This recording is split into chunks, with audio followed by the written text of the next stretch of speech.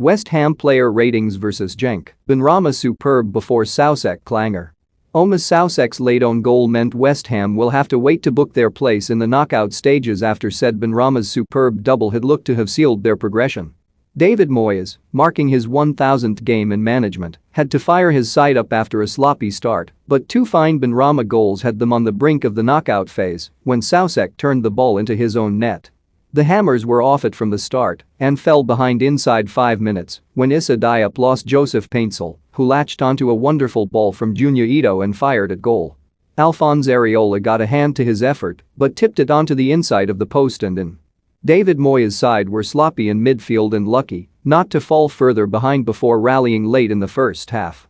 Said Benrahma and Declan Rice were both denied by last-ditch defending to keep the hosts ahead at the break.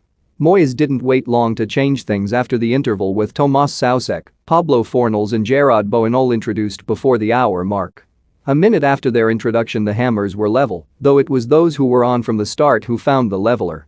Benrahma started the move, receiving the ball from Declan Rice in the center circle and playing a cute ball to Manuel Lanzini before charging forward.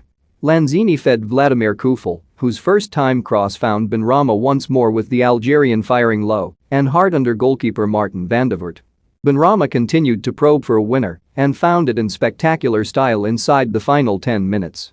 The Algerian lifted the ball around Mujahid Soucek before racing around the other side of the defender, charged towards goal and finished between the goalkeeper's legs. West Ham fans were toasting their qualification for the knockout stages before an error from Soucek snatched it out of their hands.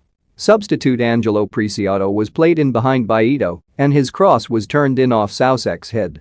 Here is how Jack Rosser rated the Hammers, made some important first-half saves to keep the score down while those in front of him were all over the place.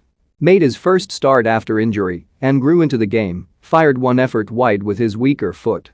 A real threat in the air from set pieces and after early issues kept a lid on the towering Paul Onuachu. At fault for the goal, but recovered well enough following that early error. A couple of impressive set-piece deliveries and drove forward throughout the second half in pursuit of a winner. Cut a frustrated figure as he struggled to compete with the Genk midfield. Better towards the end of the first half, but always going to be taken off. Extremely frustrated with how things were going in the first half, but cooled after the break and helped gain control of the game. Should have scored before the break, but more than made up for it after with desire to get forward and a fine finish for the leveler and an inspired solo goal to win it. His best performance for West Ham. Tidy and impressive play on the ball after the break. Did well to find Kufel in the build-up to the goal. Struggled in possession and seemed to get in the way of teammates on a number of occasions. A surprise to see him start and a night to forget for Antonio. Limited chances but wasted those which came his way with sloppy footwork. Showed more energy in leading the line than Antonio but had little in the way of chances. Helped Rice take control of the game after Noble's struggles in the first half but headed into his own net to deny the Hammers